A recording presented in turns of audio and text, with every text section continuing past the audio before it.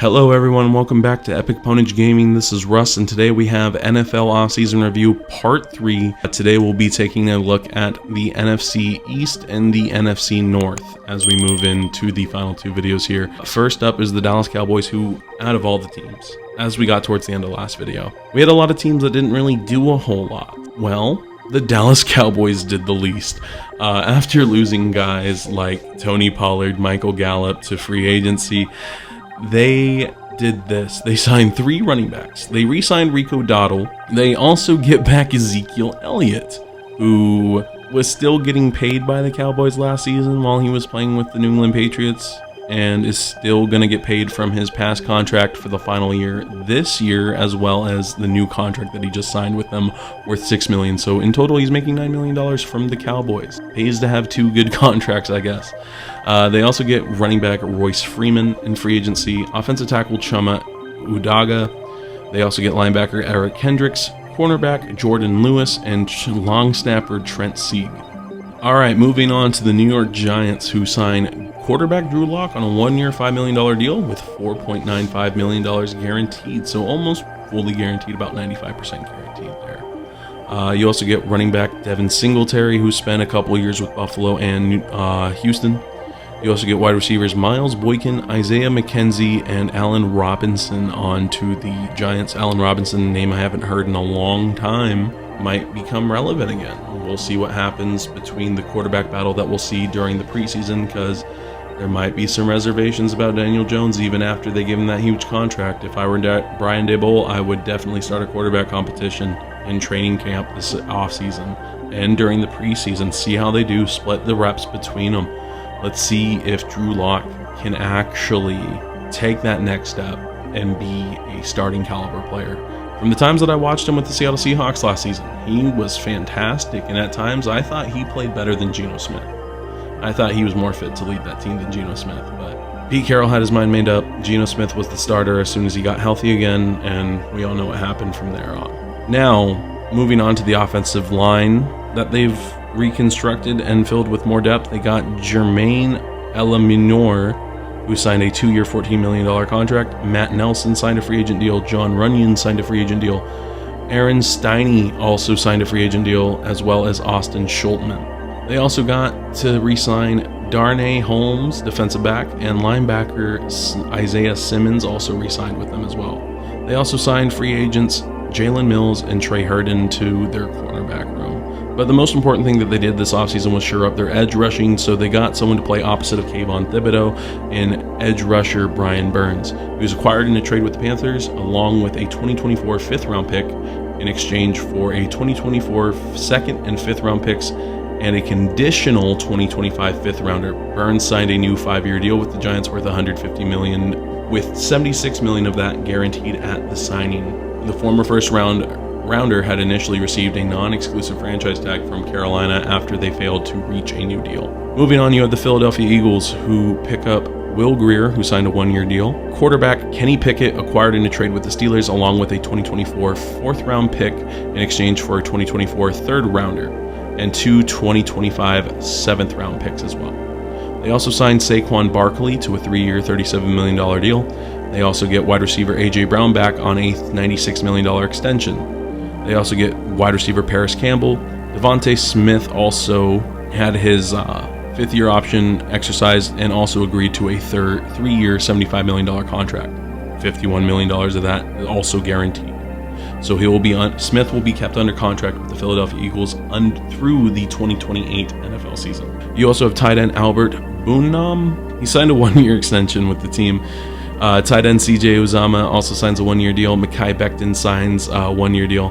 Landon Dickerson, offensive guard, signed a 4-year, $84 million extension that has a max value of $87 million, includes $50 million guaranteed. Dickerson was entering the final year of his rookie contract. You also get Matt Hennessy on a 1-year deal, and then you get edge rushers Brandon Graham back. Bryce Huff signs a 3-year, $51 million contract. Zach Bond agrees to a 1-year deal. Oren Burks also signs a 1-year deal.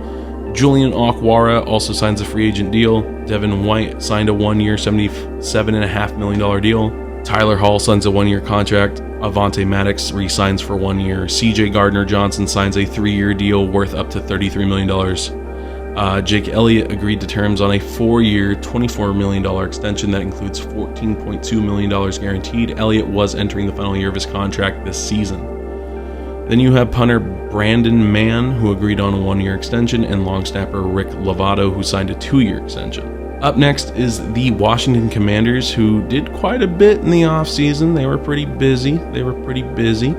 They get quarterbacks Jeff Driscoll and Marcus Mariota, who the latter signed a 1-year, $6 million contract worth up to $10 million with incentives. They also get running back Austin Eckler from the Los Angeles Chargers.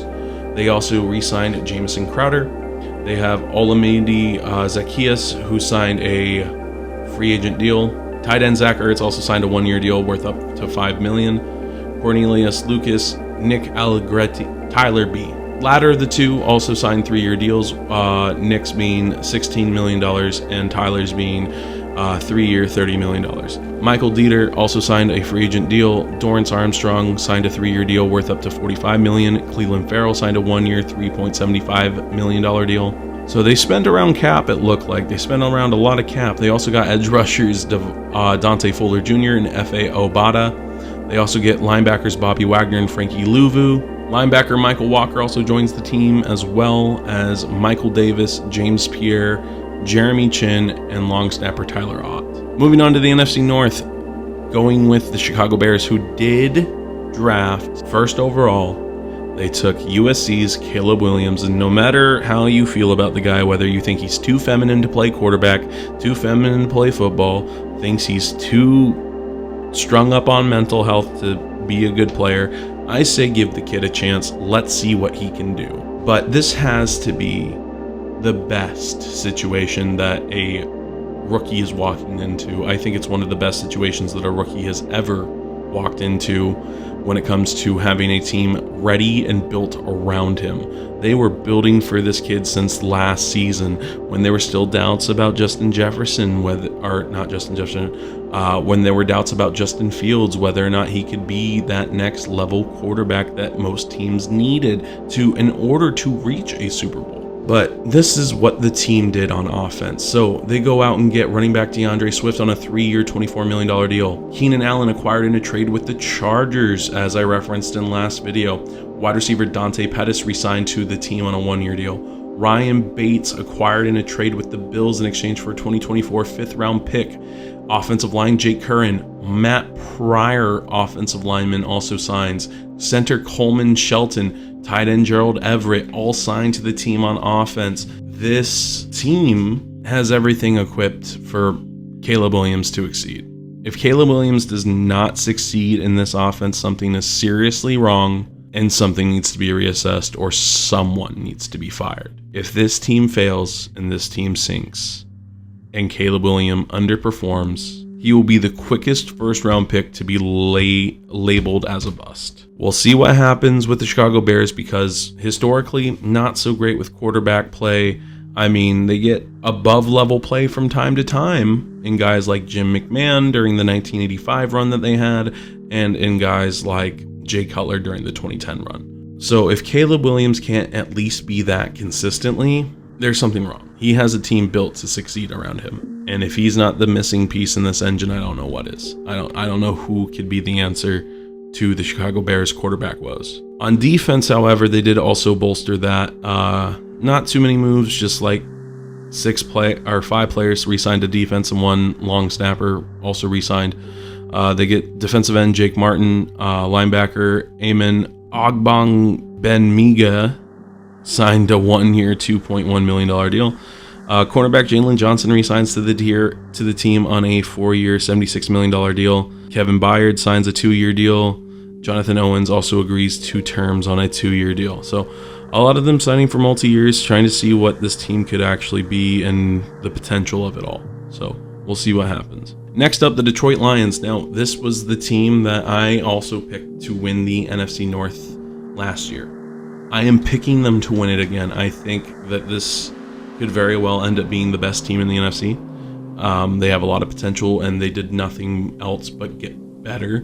They re-signed the people that they needed to re-sign. So this is definitely interesting to see what happens here. It is really interesting to see what happens here. So first off, they re-signed Jared Goff to a 4-year, $212 million extension as he was entering the final year of his deal this season. They also get quarterback Nate Sudfeld, who re-signed on a free agent deal. Wide receiver Donovan Peoples-Jones re-signed on a free agent deal. And also they extended Amon-Ra St. Brown, agreed to a 4-year extension worth more than $120 million with $77 million guaranteed. He was entering the final year of his rookie contract this season. They also get offensive guard Graham Glasgow. They also get offensive guard Kevin Zeitler, and offensive tackle Penei Sewell agreed to a 4-year, $112 million extension. They also get offensive tackle Dan Skipper, edge rusher Marcus Davenport, DJ Reader, Jalen Reeves-Maben also signed a 2-year extension. Carlton Davis was acquired in a trade with the Buccaneers. That's a fantastic pickup.